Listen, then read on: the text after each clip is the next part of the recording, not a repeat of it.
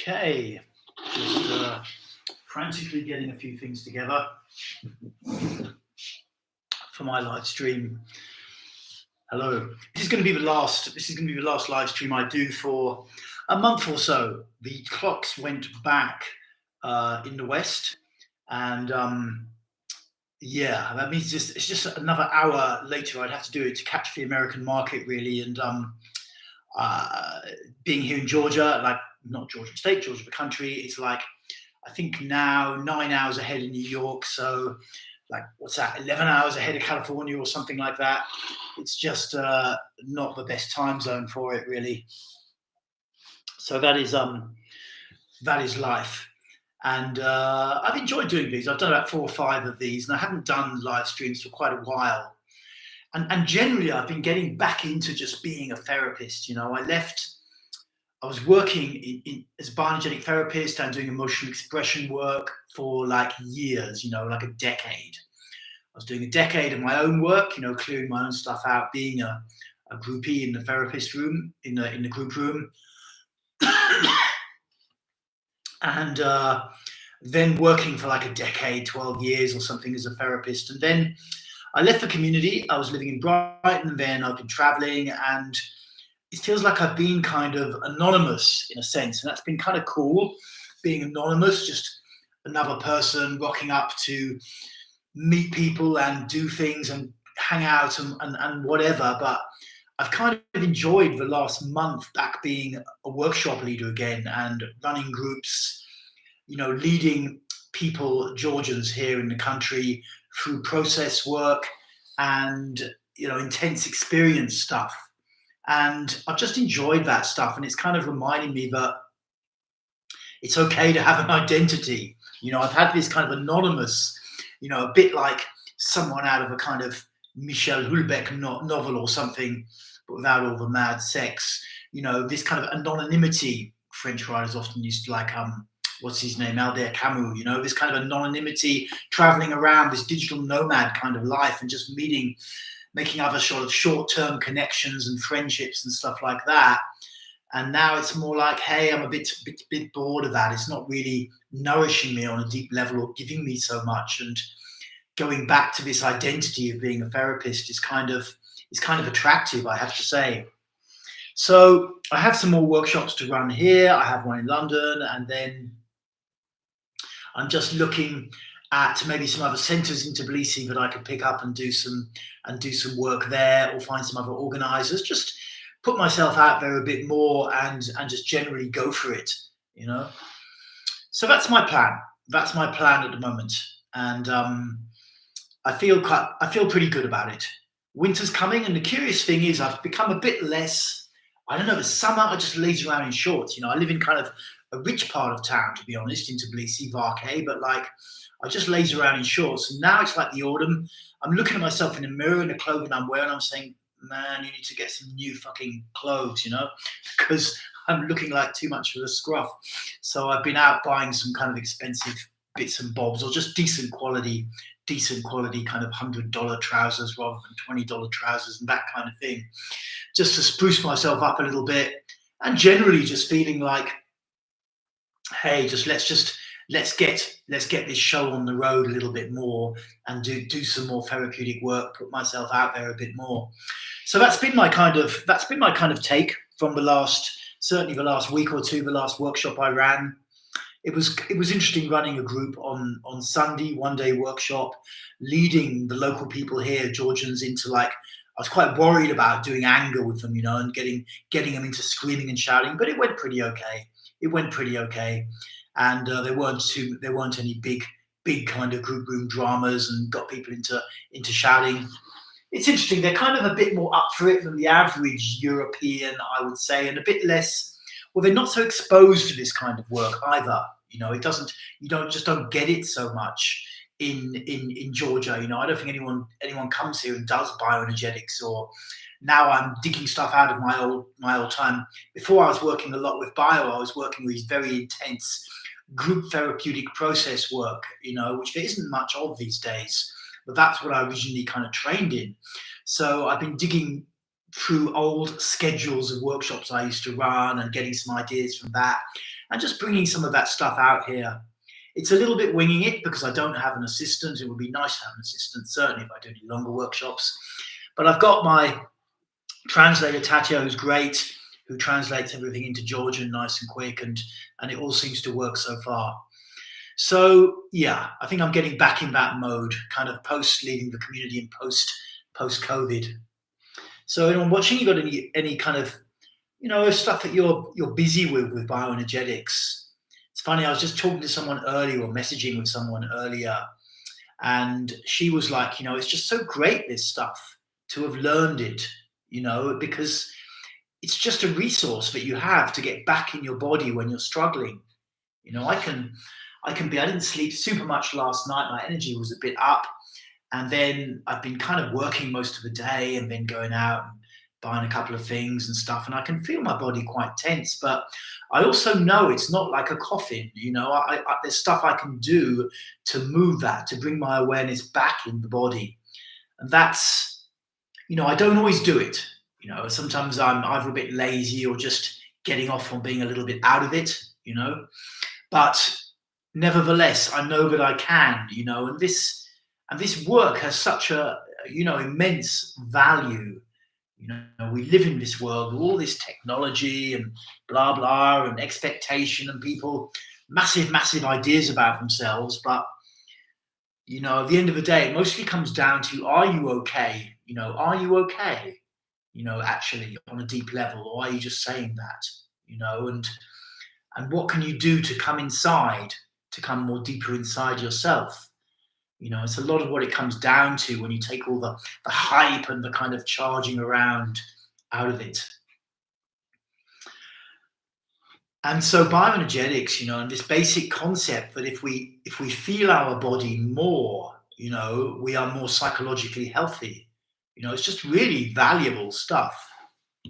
As I was saying last week, I'm thinking a little bit about hiking it out to a slightly older generation, that kind of thing, because I think guys who are into keeping fit, and at a certain point after 40, you can't really just pound your body. It's gonna start saying no. Your knees and hips and whatever are going to start going, and putting some bio in just really gets things moving at a deeper level, as well as just for Jin.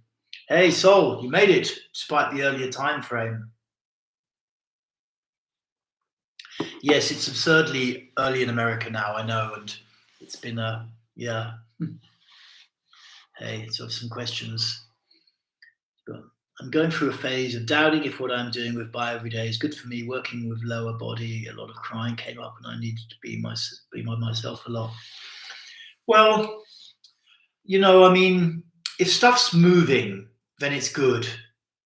Basically, sometimes it feels shit, and that's because it's not our conscious fault, but our nervous system or our brain or whatever wouldn't have repressed stuff if it wasn't scared and worried about it and covered it over, So if stuff's moving, it's good, basically. And the bottom line always is because when deeper emotions that have been held down come up, there's often this anxiety in the mind, like I've got to change my state, and when that happens, really, you just, what I've learned is to feel my body, because that's where the processing is really taking place. It's not taking place in the mind, It's the mind is freaking out and doing this, that, or the other. The mind is like foam on the surface, all this thinking.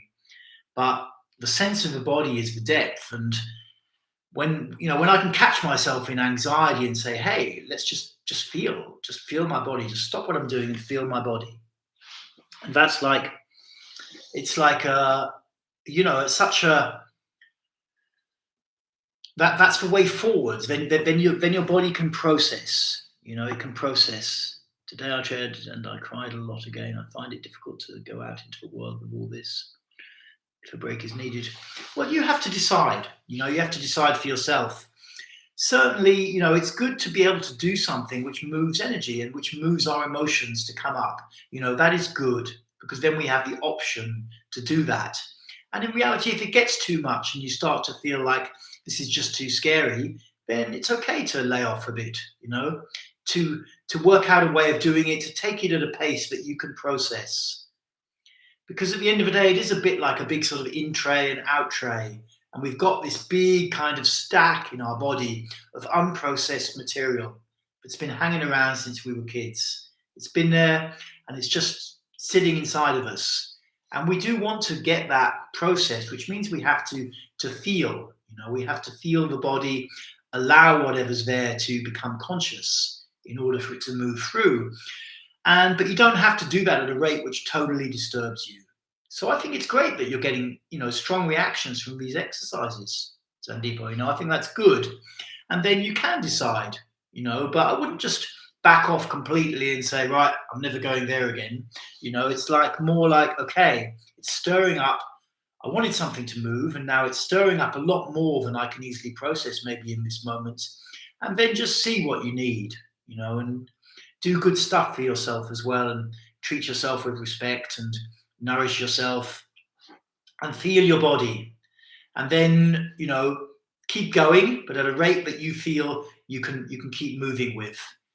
Very common, when we start this work, or sometimes even later on, you get big bursts of stuff. It's rather like we're opening up a big room inside of us, filled with all sorts of weird stuff. We don't really know what's in there. And every now and again, something massive comes in, and it's like we get into something massive and it just kind of overwhelms us for a while. But it does process, we stick with it. Sometimes it takes a month, sometimes it takes even longer, but it does process. It does process over time. And then what we notice, is the good stuff, but we are more open, we are more grounded. Perhaps our mind is less kind of avoidant, or the triggers don't trigger us quite so much, so it's absolutely, it's great to be able to, for many years, when I started therapy, it was like nothing could reach me, nothing could reach me. And I was doing increasingly intense therapy just to find something that could reach me, basically, because I was so armored, I couldn't feel at all. And, when I found stuff that did, that was good. And then, of course, it was a nightmare as well, because on ego level and mind level, I'm freaking out. But at the same time, underneath, I had a recognition, well, at least something's moving, at least something is now moving. Something is affecting me. I might be freaking out, but it's better than how I was last week in reality. Maybe that's useful. Hey, Dennis, Alex. Hey, Alex. Just at work. Cool, man. Cool. I also grow and I do lower leg work. In a way, it goes unconscious for me, like eating too much and watching a lot of TV. Yeah, that is what happens. We all have it. We all have. You've got the stuff that's moving underneath.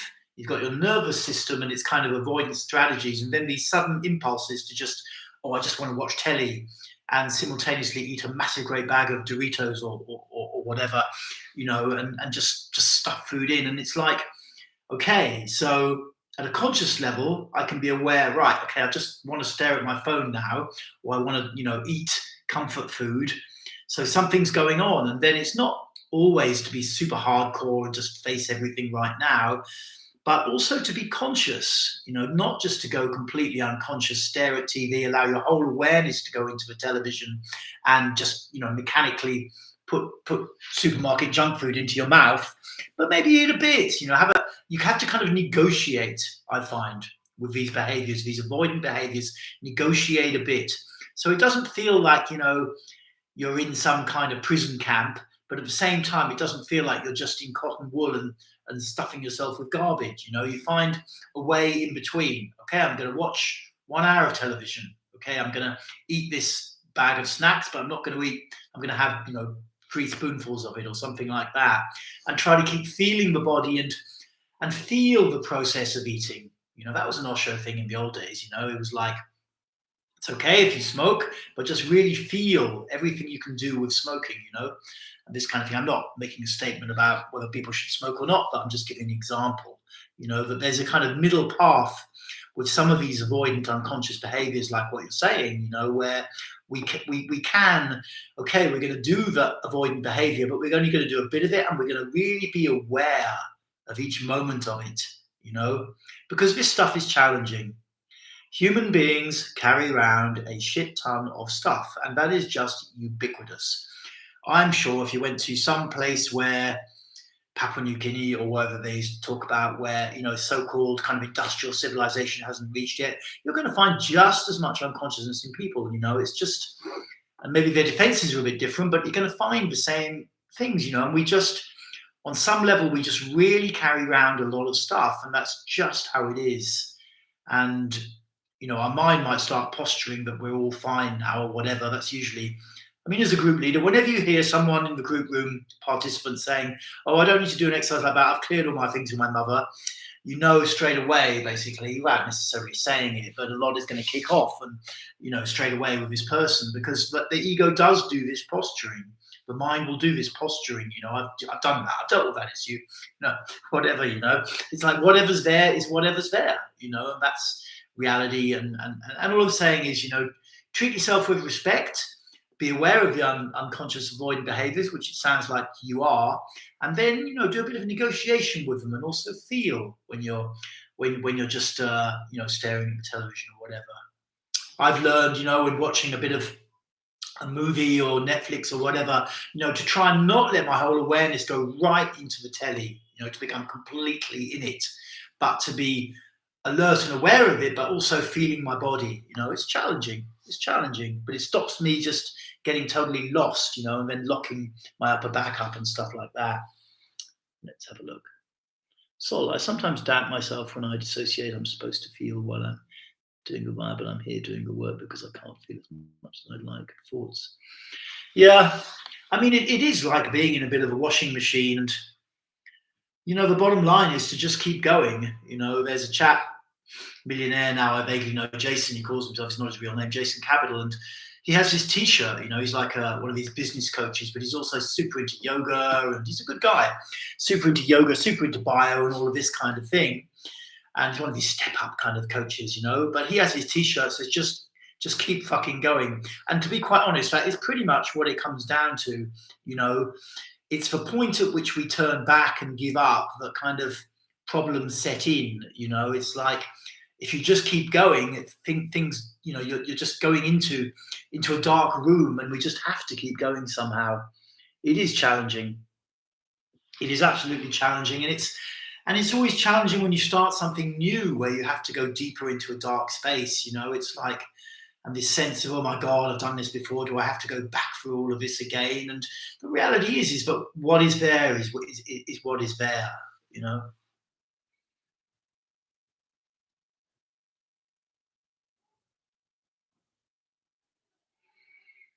Elftar, hey man, does anyone get benefit from just doing 1 minute of a bow and arch for 3 rounds? Got so much resistance right now, overwhelmed and feeling down, fearful of starting anything going gym.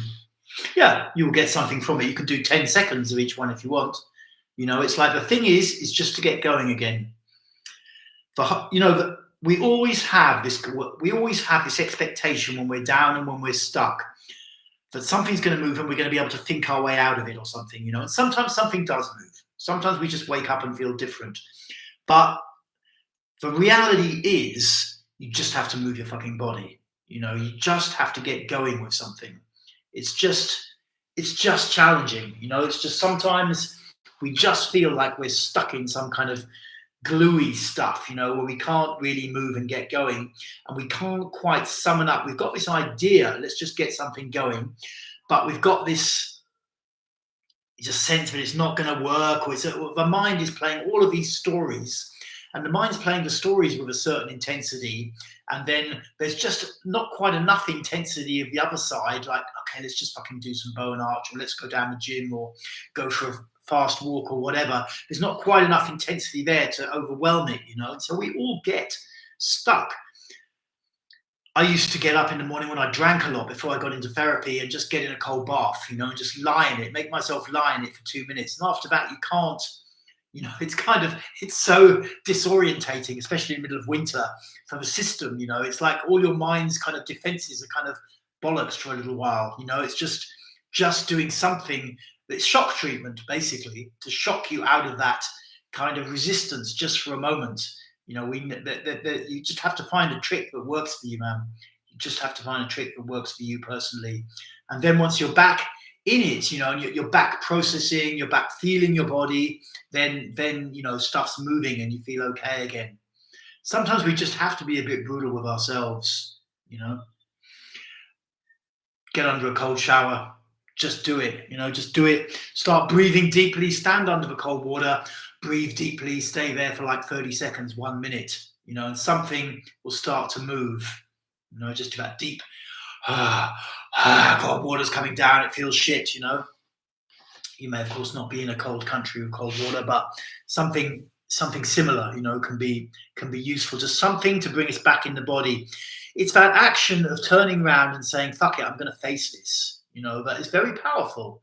Quite apart from the work itself, it's like making a kind of conscious statement. I'm not just going to be bullied around by my bloody subconscious and my nervous system. I'm not just going to let them kind of just drag me. Fuck that. It's that little bit of spirit where it's like, no, fuck that shit. I'm going to get up and I'm going to face it. Whatever you need to do. Whatever you need to do. Sometimes just standing up, do a bit of dragon's breath. This thing where you open, stretch your throat and your tongue out. The whole world for a minute, 30 seconds, whatever. Something just to move through something. Can you explore about my massaging it? Well, I guess so. I don't know so much about that. I mean, receiving massage is great. That can be very relaxing and can do stuff. And this whole therapy is based around that. I don't do so much self. Sometimes I'll kind of have a work on my sternocleidomastoid and stuff. Yeah, sometimes I just wait and expect it to change by itself, which sometimes does, but not great. Thanks. Yeah. It's all just regular human stuff, man, hey? It's all just regular human stuff. We all go through this, Do you personally go to deep tissue massage, myofascial release? Not recently, no. In fact, I wouldn't mind doing a bit of deep tissue, actually. I'll have to look around for someone here in Tbilisi that does it. I'd be quite up for that. I used to go for years to a guy in Glastonbury when I was in the UK, Andy Scott. He's very powerful, does this. He's got his own kind of technique of grinding out all the kind of the knots in a certain order so that the energy releases down. It's like a torture, basically, is the best way to describe it. And it goes on for an hour and you just want it to end most of the time. But afterwards you do feel absolutely incredible because he would just, I think that was for me, before I got into the bio, I'd done therapy, I was still very locked up, and having him just grind enough out that then I could start to move it with the bio and the Reichian work, And I could still bet. I mean, certainly if he was here, I would definitely go and see him quite regularly and get back in a bit deeper as well. It's an ongoing thing. For me, for many people. But yeah, those things are cool. I don't know. What I like about bio, you see, is like the body knows how to clear this stuff. For 1 billion years of evolution, it cleared this stuff. And then along came the prefrontal cortex, expanded a bit. We started to receive a lot of mimetic information, from somewhere or whatever. We developed thinking, blah, blah, blah. And then suddenly we cut off from the body, over the course of just, 1 or 2 million years, compared to 1 billion years of evolution. So with bio, what you're doing is you're re-invoking some of the natural circuits of the body that have been there for, 100 million years to clear this stuff out of primates. You're not going, and massage can be great, and rolfing can be great, and myofascial and all of this stuff. I'm not putting it down in any way, but bio or Reichian work is a bit different. You're using the original programs that have been there for 100 million years before anyone thought about myofascial release, and that's interesting. Yeah, but because he's having numerous trigger points. Yeah. Mental holding pattern, basically. I'm the same. It's like I've got layers of stuff going on from my mind, from the womb, from whatever, and it's holding my body in a certain way. And if I keep using my mind like that, it'll keep reinforcing the tension. And I can pay £100, £50 to go and have someone grind it all out. But as soon as my mind reboots afterwards, it'll start recreating it, and maybe there's a slow change, but, it's challenging. What you're doing with bio, like I say, bring the energy down, get the belly going, particularly the lower abdominals, when you can feel the lower abdominals, energy starts to build lower down the body, and slowly the mind starts to come out of its trip. The difficulty is, you see, if you don't feel your back, then it's hard to stand upright. And if you're a guy who wants to stand upright, then that will induce a lot of mental tension. The mind tends to compensate for the areas of our body, our sort of psychological sense of self, that aren't present, the bits of our body that we can't feel. The mind tends to compensate. Can't feel your lower back, there's not a sense of support. It increases the level of control from the prefrontal cortex. It's kind of taking over. So the trick, that I use is not necessarily to go into the areas where the tension is, but to go in usually lower down, get the energy moving there, get some feeling going in the back. It can be challenging. I still feel like I'm, just making steps with it in many ways. Get feeling going in the back, and then your mind will realize, wow, I can let go now. I don't need to hold on to all this stuff. Cool. Thank you, Apostle Strakov. Cheers. Some tight muscles. Yeah, it does help. And also, it's a little bit, so I wrote a piece recently because sometimes people just get super into the tension of things, and we have to also, get into the psychology. What does it mean to me personally, to make it personal, not just, oh, Devraj, I've got, some people used to write to me all the time, I've got tension here and whatever. What exercise can I do to get rid of the tension? Looked at from more the kind of meta macro level, that is someone who does not want to go into the situation. They want to work around it from the mind. And it doesn't really work. You can always get exercises and try them. But we have to be interested in our inner dynamic. And it is challenging. So it's been very challenging for me over the years to get progressively interested in my inner dynamic and what's really going on inside. Like I said earlier, when I started to do therapy, I was just looking for the most intense therapy, basically, because I wanted to find something that would break me open, get through the primary layer of armor that I was carrying around. And once that's happened, that happened after about 4 or 5 very intense workshops with one therapy school, and I was just crying kind of uncontrollably in the middle of a group room. And it felt like great. And at the same time, my mind was kind of freaking out because it didn't really know what the fuck was going on, but there's this huge release. And, it's just the start as well. It's just the start. I released a piece earlier on YouTube, which I made a little while ago, the myth of the one big release, It's just an unfortunate reality of human beings that we carry around a shit ton of stuff. And that's just, unfortunately, a bit how it is. And yeah, what to do? We want to get our lives functional, and we want to have good social connections and good friendships, nice love life. We want to have, a role, a job that feels nourishing for us. So if we can get enough of that stuff out, then we can achieve those aims, achieve those goals in a good way, and then if we're still interested, we can keep going deeper. But it is, I don't think there's much end to it, really. There's not much end to it. Anyway, if you're watching and you have a question, do feel free to just put it out. Probably do another 5-10 minutes, something like that. Like I say, this is going to be the last one for a little while because what with the time zone shifting, and I only discovered last week that they don't do daylight saving here in Georgia. So, that it's now got another notch ahead. And I don't really, the only other option for me to do of the American time would be like to get up at 6 in the morning and start doing it, which I could do, but I've been a bit lazy of late, I must admit. For many years, living communally, nearly 20 years, I was on an alarm clock every morning. I was always up early in the morning, and now sometimes it just feels so luxurious not to be awoken by that beep, beep, beep, beep kind of noise, But who knows, maybe I will do some more live streams sometime. I enjoy sharing some knowledge and listening to people. It's nice. So if you have a question or something like that, do feel free. Now's the time to put it out.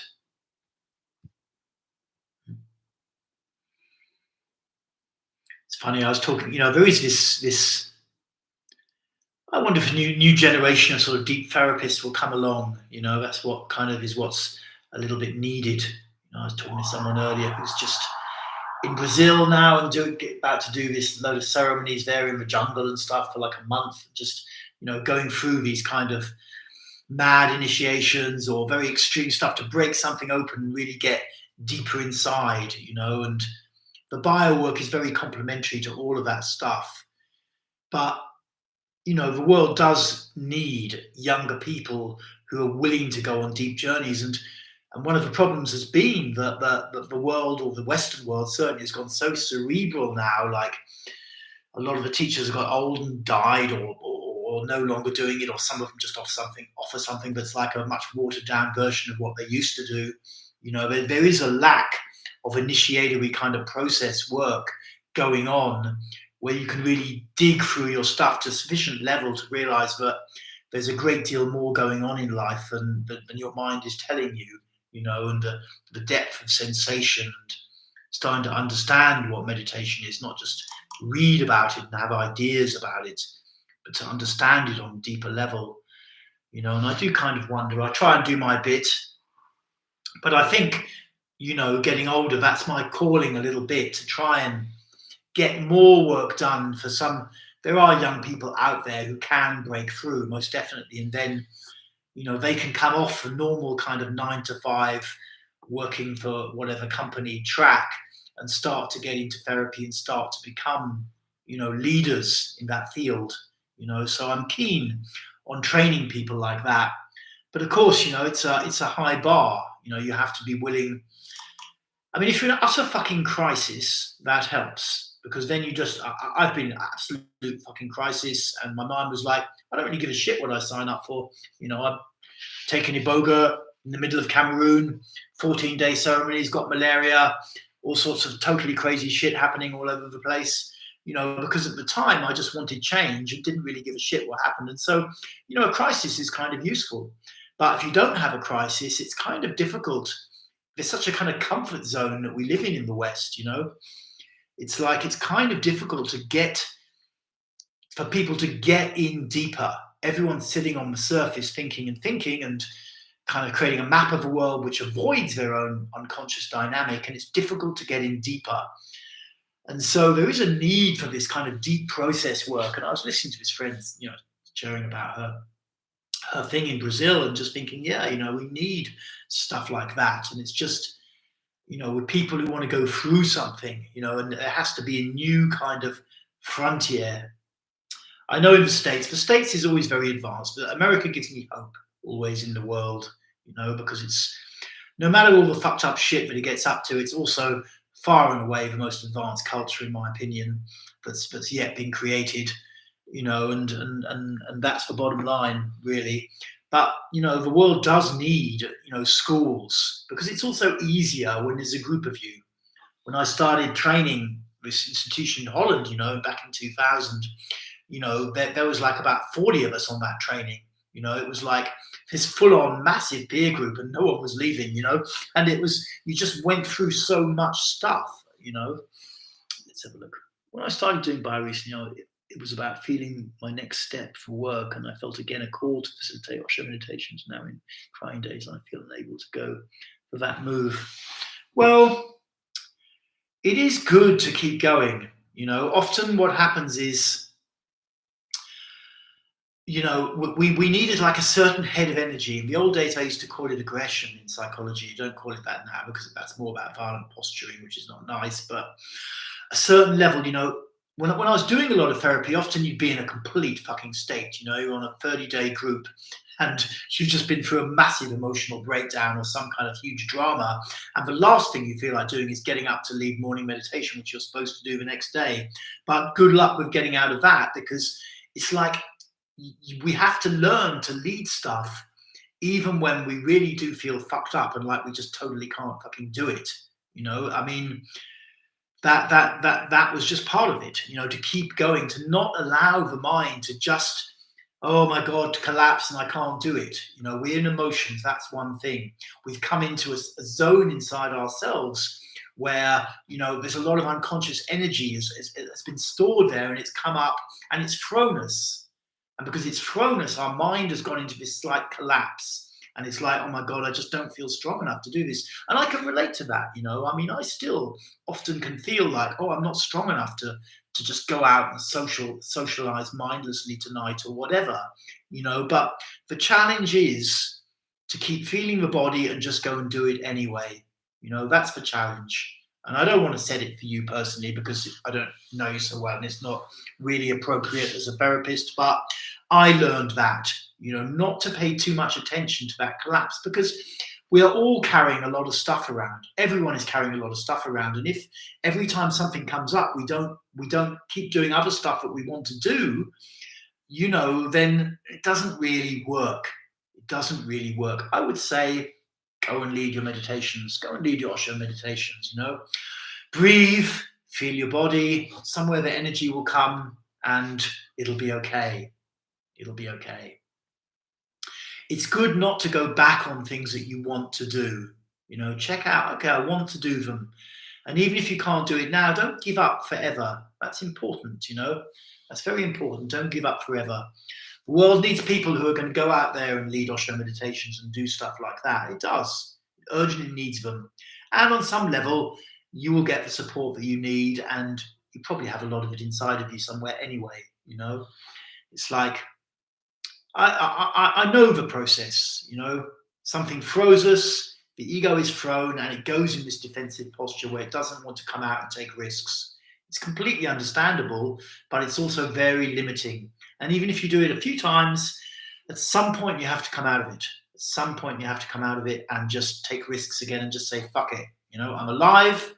While I'm alive, I can get out there, present myself, do my thing. That's what I would say. Okay, so a couple of minutes left. If anyone's got anything they are really keen on putting out, I've enjoyed doing this. I think I've done 4 or 5 of these now. But, you know, just if you've got something you want to put out, then do go for it. Because I will leave this stream in a little while. I've then got a sharing for people on some of the online paid for courses. And I'll be back with that. Okay, guys. Nice to see you.